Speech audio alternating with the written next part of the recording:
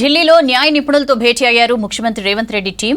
అభిషేక్ మను సింఘ్వీతో సుదీర్ఘంగా భేటీ అయిన CM 42% BC రిజర్వేషన్లపై వివరించారు. న్యాయపరంగా ఎదుర్కోవాల్సిన చిక్కులపై సింఘ్వీ పలు సూచనలు చేశారు. ఈ నెల 28వ తేదీన ప్రభుత్వానికి నివేదిక ఇస్తామన్నారు డిప్యూటీ సీఎం భట్టి. బీసీలకు 42% రిజర్వేషన్లు కల్పించాలనే చిత్తశుద్ధితో తమ ప్రయత్నాలు కొనసాగుతున్నాయన్నారు భట్టి విక్రమార్క. తెలంగాణ రాష్ట్రం నుంచి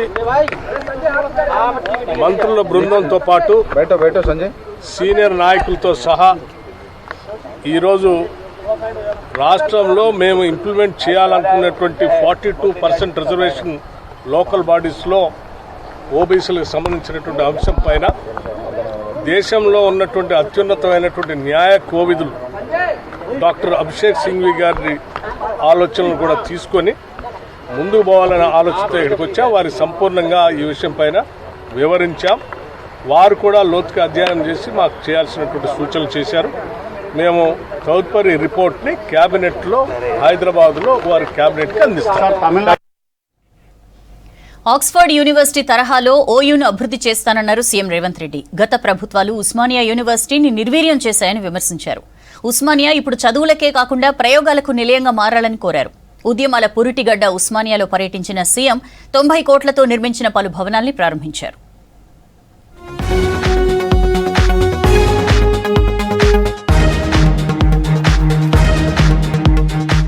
ఉస్మానియా యూనివర్సిటీలో పర్యటించిన ముఖ్యమంత్రి రేవంత్ రెడ్డి 90 కోట్ల రూపాయలతో వివిధ భవనాలను ప్రారంభించారు. ఆ తర్వాత డిజిటల్ లైబ్రరీ, రీడింగ్ రూమ్లకు శంకుస్థాపన చేశారు. 2 దశాబ్దాల తర్వాత సీఎం స్థాయి వ్యక్తి ఉస్మానియాకు వెళ్లారు. రేవంత్ రెడ్డికి ఓయూ వీసీ ఘన స్వాగతం పలికారు. ఓయూకు కావాల్సిన అన్ని వనరులను ఏర్పాటు చేస్తామని మాటిచ్చారు రేవంత్ రెడ్డి. సీఎం పర్యటన సందర్భంగా ఓయూలో పటిష్ట భద్రత ఏర్పాటు చేశారు పోలీసులు.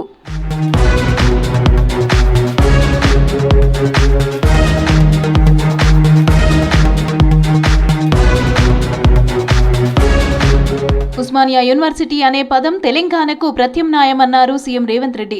చదువుతో పాటు పోరాటాన్ని నేర్పింది ఈ గడ్డ అని చెప్పారు. 100 ఏళ్ల ఓయూకు వీసీగా దళితుడిని నియమించింది కేవలం కాంగ్రెస్ పార్టీనేనని చెప్పారు. తరాలు మారాలంటే చదువు ఒక్కటే మార్గమన్నారు రేవంత్ రెడ్డి. ఉస్మానియా యూనివర్సిటీ చదువులకే కాకుండా ప్రయోగాలకు వేదిక కావాలని కోరారు.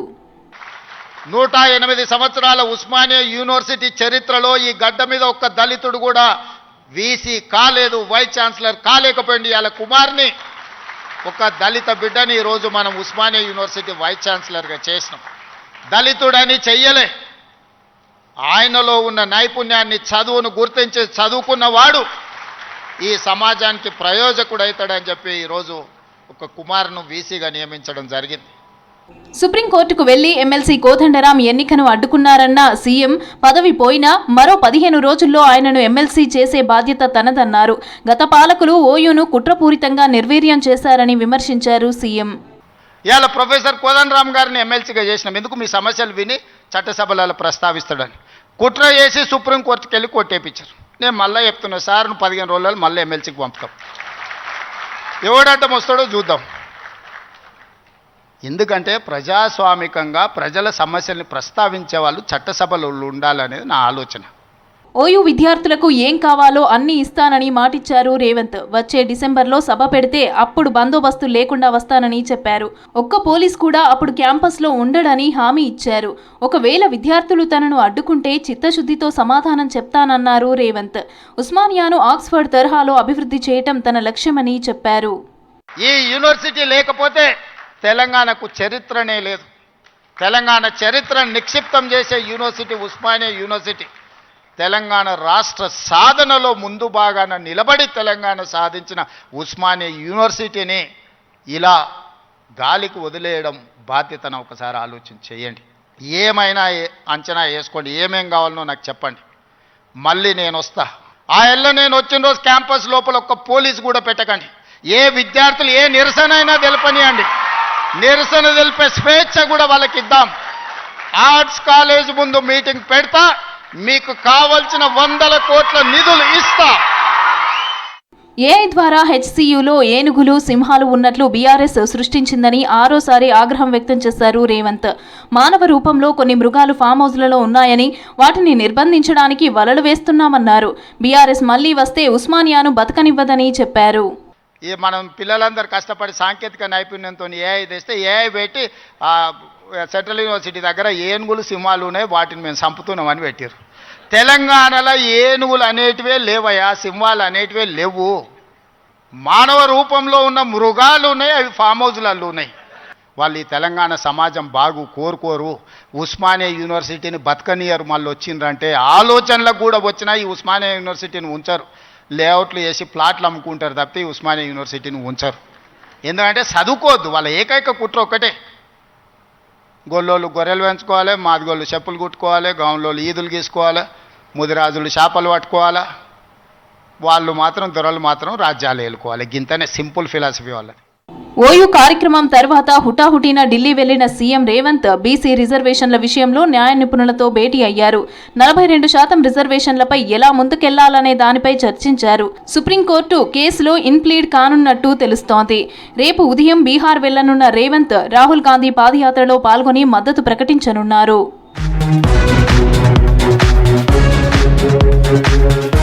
రాష్ట్ర రైతాంగానికి అవసరమైన యూరియా వచ్చిందన్నారు మంత్రులు. రైతన్నలు ఆందోళన చెందొద్దన్నారు. ఇటీవల కేంద్రంపై తాము చేసిన ఒత్తిడితోనే సెంటర్ యూరియాను పంపిందన్నారు మంత్రులు. బీజేపీ నేతల వల్లే రాష్ట్రంలో యూరియా కొరత ఏర్పడుతోందని ఆరోపించారు. సినీ కార్మికులకు ప్రభుత్వం ఎప్పుడూ అండగా ఉంటుందని హామీ ఇచ్చారు మంత్రులు.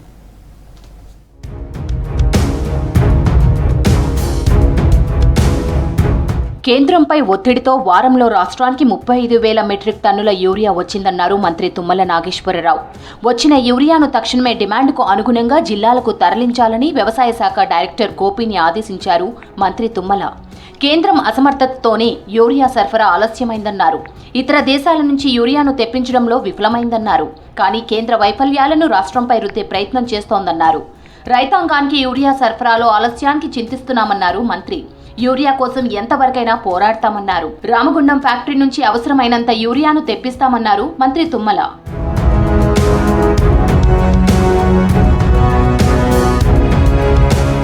సినీ కార్మికులకు ప్రభుత్వం అండగా ఉంటుందన్నారు మంత్రి వివేక్ వెంకటస్వామి. త్వరలోనే సమావేశం ఏర్పాటు చేస్తామన్నారు. ప్రభుత్వం నుంచి కార్మికులకు ఏదో ఒక లాభం చేకూరేలా చేస్తామని హామీ ఇచ్చారు. ఆర్టిస్ట్ పెన్షన్ కోసం ఢిల్లీ స్థాయిలో మాట్లాడతానని చెప్పారు. ఆర్టిస్టులంతా ఒకే యూనియన్ గా ఉండి కొట్లాడాలన్నారు వివేక్. రవీంద్ర భారతిలో మూవీ, టీవీ, డిజిటల్ ఆర్టిస్టుల పుష్కర మహోత్సవానికి మంత్రి వివేక్ వెంకటస్వామి చీఫ్ గెస్ట్ గా హాజరయ్యారు. మీ అందరికీ ప్రభుత్వం తరఫు నుంచి కూడా ఏదో ఒకటి మీకు భద్రత కల్పించాలి. నేను ఎస్పెషల్లీ లేబర్ మంత్రిగా ఉన్నాను. మీ సమస్యలు ఏదైతే ఇప్పుడే చెప్పారో డెఫినెట్లీ నేను ఇమీడియట్లీ ఒక మీటింగ్ పిలిపించి మీ సమస్యలను ఎట్లా పరిష్కరించాలో డెఫినెట్లీ మీకు ఏదో ఒక లాభం పొందేలాగా చేస్తాను. వికారాబాద్ జిల్లా పూడూరు మండలంలో ఆకస్మికంగా పర్యటించారు మంత్రి జూపల్లి కృష్ణారావు. కంకల్ గ్రామంలోని బృందావన్ స్పిరిట్స్ ఇండియా డిస్టిలరీ తయారీ ఫ్యాక్టరీని అధికారులతో కలిసి తనిఖీ చేశారు. స్థానికులకు ఉపాధి అవకాశాలు కల్పించడంలో సంస్థ తీసుకుంటున్న చర్యలపై ఆరా తీశారు. మద్యం తయారీ, అమ్మకాల్లో ప్రభుత్వ నియమావళిని ఖచ్చితంగా పాటించాలని ఆదేశించారు మంత్రి జూపల్లి. ఈ రోజున బృందావన్ స్పిరిట్స్ అనేటువంటి ఫ్యాక్టరీకి రావడం జరిగింది. వీళ్ళు పెర్నాడ్ అనే కంపెనీకి వీళ్ళు ప్యాకింగ్ చేస్తూ ఉంటారు మొత్తం టోటల్గా. ఇది ఏ విధంగా జరుగుతూ ఉంది, రా మెటీరియల్ ఎంత వస్తూ ఉంది, గోడౌన్స్కి ఎంత పోతూ ఉంది, లేబులింగ్ కరెక్ట్ చేస్తున్నారా లేదా, బాటిల్స్ కూడా పర్ఫెక్ట్ ఉన్నాయా లేదా, సో ఇవన్నీ కూడా వెరిఫై చేద్దామని చూద్దామని ఇక్కడ రావడం జరిగింది. నల్గొండ జిల్లా ప్రజలకు ఆధునిక వైద్య సదుపాయాలు మరింత చేరువయ్యేలా రాష్ట్ర సర్కార్ పనిచేస్తోందన్నారు మంత్రి కోమటిరెడ్డి వెంకటరెడ్డి. లాప్రోస్కోపీ అందుబాటులోకి రావడంతో స్థానిక ప్రజలకు మెరుగైన వైద్య సేవలు అందుతాయన్నారు. నల్గొండ ప్రభుత్వ ఆసుపత్రిలో ప్రతీక్ ఫౌండేషన్ ఏర్పాటు చేసిన లాప్రోస్కోపీ యూనిట్ ను ప్రారంభించారు మంత్రి. మన గవర్నమెంట్ హాస్పిటల్లో కూడా ఈరోజు లాప్రోస్కోపీ యూనిట్ ఎక్కడ కూడా ప్రైవేట్ గవర్నమెంట్ హాస్పిటల్లో లేవు. దాన్ని కూడా తెప్పించి చిన్న చిన్న సర్జరీస్ ఉంటే ఇక్కడే చేయాలి. పేదవాడు హైదరాబాద్కి వెళ్ళి అక్కడ చేయించుకోవాలంటే ఇబ్బంది పడుతుంది అని చెప్పి దాన్ని కూడా ఏర్పాటు చేసి మన గౌరవ రెస్పెక్టెడ్ డాక్టర్ నాగేశ్వర రెడ్డి గారి ఈరోజు దాన్ని ప్రారంభించుకొని ఇక్కడనే చిన్న సర్జరీ చేసే విధంగా ఏర్పాటు చేయడం జరిగింది. సీఎం రేవంత్ రెడ్డి పాలనలో రాష్ట్రంలో అభివృద్ధి పరుగులు పెడుతోందన్నారు మంత్రి సీతక్క.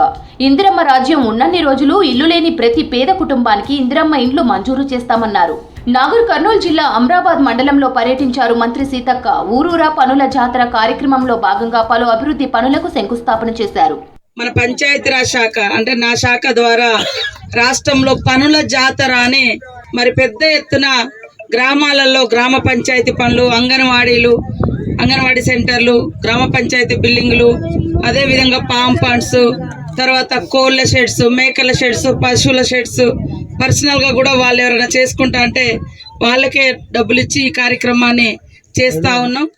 నారాయణపేట జిల్లా మక్తల్లో 2K రన్ ప్రారంభించారు మంత్రి వాకిటి శ్రీహరి. 29న అంతర్జాతీయ క్రీడా దినోత్సవం ధ్యాన్ చంద్ జయంతి సందర్భంగా విద్యార్థులతో రన్ నిర్వహించారు. మినీ ట్యాంక్ బండ్ నుండి మక్తల్ మినీ స్టేడియం వరకు 2K రన్ జరిగింది. రాష్ట్రంలో క్రీడాకారులు జాతీయ స్థాయి పోటీల్లో పాల్గొని సత్తా చాటాలన్నారు మంత్రి వాకిటి శ్రీహరి. క్రీడాకారులకు భవిష్యత్తులో ఉన్నత విద్య, ఉద్యోగాల్లో క్రీడా కోటా దక్కనుందన్నారు. పాదయాత్ర తర్వాత వరంగల్ వర్ధన్నపేట అంబేద్కర్ చౌరస్తాలో ఏర్పాటు చేసిన కార్నర్ మీటింగ్ లో పీసీసీ చీఫ్ మహేష్ కుమార్ గౌడ్ మాట్లాడుతున్నారు. లైవ్ చూద్దాం. తెలిసిన 8 మంది ఎంపీలు చెప్పాలి, చెప్పే పరిస్థితులు లేరు. నేను మళ్ళీ చెప్తా ఉన్నా, అనుమానాస్పదమైన ఎన్నిక 8 మంది ఎంపీలు అనే మాట. రేవంత్ రెడ్డి గారి ప్రభుత్వం ఈ రాష్ట్రంలో కుల సర్వే చేసింది. రాహుల్ గాంధీ గారి కళని సాకారం చేసింది. 56.33% ఈ రాష్ట్రంలో బీసీలు ఉన్నారనే మాట ఒక అఫీషియల్ డాక్యుమెంట్ ఇవ్వగలిగింది. దాని తర్వాత 42% బీసీలకి రిజర్వేషన్ ఇస్తూ 2 చట్టాలు చేస్తే కేంద్రం మొఖాలడ్డేసి 4.5 మాసాలుగా కేంద్రం వద్ద పెండింగ్ లో పెట్టుకుని ఉంది. నేను కిషన్ రెడ్డి నిన్ను అడిగా, ఇవాళ కూడా అడుగుతా ఉన్నా, ఎందుకు ఇంత అక్కసు మీకు బీసీల మీద అని. ఒక రెడ్డి బిడ్డ అయిన రేవంత్ రెడ్డి గారు కుల సర్వే చేయంగా లేనిది, 2 చట్టాలకు బీసీలకు ఇవ్వాలంగా లేనిది, నీకెందుకయ్యా కడుపు నొప్పి అనే మాట మాట్లాడుతా ఉన్నా. నీకు భయపడి ఇలా బండి సంజయ్ గాని, ఈటెల రాజేందర్ గాని, లక్ష్మణ్ గారు గాని, అరవింద్ గారు కానీ, మా బీసీ ఎమ్మెల్యేలు కూడా కనీసం బీసీ రిజర్వేషన్ గురించి మాట్లాడతలేరు.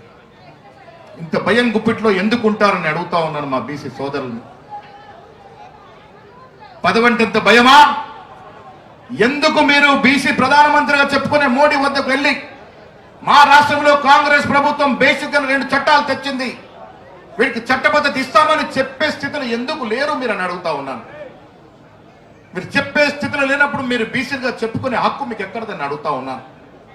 అందుకే నేను బండి సంజయ్ గారిని దేశ్ముఖ్ అనే మాట నిన్న ఒక మీటింగ్ లో చెప్పినాను.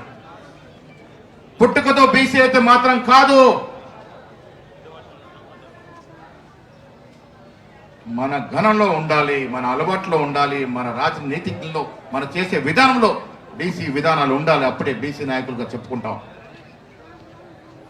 నేను ఇవాళ రేవంత్ రెడ్డిని కూడా ఒక బీసీ నేతగా పలకరిస్తాను. దానికి కారణం బీసీలకు 2 చట్టాలు ఇచ్చినాడు కాబట్టి. మరి మీరు బీసీలుగా పుట్టి, బీసీలుగా నాయకత్వం అలటింప చేసుకొని, బీసీలుగా ఎదిగి ఇలా బీసీలకు రావాల్సిన హక్కుల్ని కాల రాస్తా ఉంటే వచ్చే తరాలు మిమ్మల్ని ఎట్లా క్షమిస్తాయి? ఏం ముఖం పెట్టుకొని మీరు వచ్చే తరాలకు జవాబు చెప్తారు అని నేను ఈ బీజేపీ బీసీ ఎంపీల్ని, బీసీ ఎమ్మెల్యేని అడుగుతా ఉన్నాను. మాట అంటే ముస్లిం గురించి మాట్లాడతారు, అదొక నెపం. ముస్లిం పేరు చెప్పి బీసీలకు వచ్చే రిజర్వేషన్ అడ్డుకోవాలని కుటిల యత్నం బీజేపీ పార్టీ చేస్తా ఉంది. అలా మిత్రులైన కాంగ్రెస్ ప్రభుత్వం, కాంగ్రెస్ పార్టీ, ఖర్గే గారు, సోనియా గాంధీ గారు, రాహుల్ గాంధీ గారు, ఈ రాష్ట్రంలో రేవంత్ రెడ్డి గారు, భట్టి గారు, మేమందరం కూడా అట్టడుగున్నటువంటి బీదవాని కోసమే పనిచేయాలని తపనతో ఉన్నాము. అదే ధ్యేయంగా ముందుకొచ్చాము. ఇలా రేషన్ కార్డు ఎందుకు ఇస్తా ఉన్నాం? రేషన్ కార్డు అనేది బీదవాళ్ళ జీవితంలో ఎన్ని మలుపులు తిప్పుతుందో మాకు తెలుసు కాబట్టి, రేషన్ కార్డు వల్ల ఎన్ని లబ్ధులు పొందుతారో మాకు తెలుసు కాబట్టి, గరీబోడికి ఇల్లు అనేది ఒక జీవిత కళ. ఆ కళ సాకారమైనప్పుడు ఆ గరీబ్ వ్యక్తి కళ్ళలో ఎంత ఆనందం వస్తుందో మాకు తెలుసు కాబట్టి, కాంగ్రెస్ పార్టీకి తెలుసు కాబట్టి ఇలా రేవంత్ రెడ్డి గారి ప్రభుత్వం ఇల్లు ఇస్తా ఉంది. ఇదే వర్ధన్నపేటలో కొన్ని వేల ఇందిరం ఇల్లు వస్తా ఉన్నాయి. 10 ఏళ్ళొక్క ఇల్లు రాని మీకు కాంగ్రెస్ ప్రభుత్వం వచ్చిన తర్వాత ఇన్ని వేల ఇల్లు వస్తా ఉంటే ఆ ఆనందం ఎట్లా ఉంటుందో ఒకసారి అర్థం చేసుకోవాల్సింది నేను మనవి చేస్తా ఉన్నాను. నేను చాలా సందర్భాల్లో చెప్తాను. ఇందాక వస్తూ ఉంటే మీడియా మిత్రులు అడుగుతా ఉన్నారు, మీరు పాదయాత్రలు చేస్తూ ఉంటే ప్రతిపక్షాలు విమర్శిస్తూ ఉన్నాయని. అసలు ప్రతిపక్షం ఉందా ఈ రాష్ట్రంలో? ఎవరు ఈ రాష్ట్రంలో మనకు ప్రతిపక్షము? ఆ స్థాయిలో ఎవరైనా ఉన్నారా? కేంద్రంలోని మోదీ సర్కార్కు దేశంలోని యువతపై వారి భవిష్యత్పై చింత లేదని ఫైర్ అయ్యారు రాహుల్ గాంధీ. మోదీ సర్కార్ ప్రజల ఓట్లతో కాకుండా ఓట్లను చోరీ చేసి అధికారంలోకి వచ్చిందని విమర్శించారు. అధికారంలో ఉన్నవారినే లక్ష్యంగా చేసుకుని కేంద్రం 130వ రాజ్యాంగ సవరణ బిల్లు తీసుకొచ్చిందని విమర్శించారు ఇండియా కూటమి నేతలు. కేంద్రం బిల్లులు సభలో వీగిపోతాయన్నారు. లైంగిక వేధింపుల ఆరోపణలతో కేరళలో ఎమ్మెల్యే రాహుల్ను సస్పెండ్ చేసింది కాంగ్రెస్ అధిష్టానం.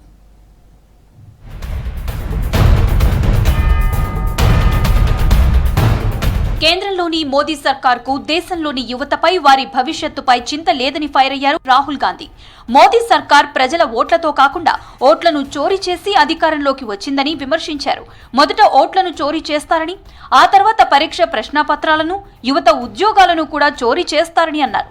ఆ తర్వాత మీ హక్కులను, గొంతులను కూడా అణగదొక్కుతారని మండిపడ్డారు. యువత, రైతులు, పేదలు, బహుజనులు, అల్పసంఖ్యాక వర్గాలు ఎవరి ఓట్లు కూడా బీజేపీకి అక్కర్లేదన్నారు. అందుకే మీకు కావాల్సినవి కేంద్రానికి పట్టడం లేదంటూ పోస్ట్ చేశారు రాహుల్.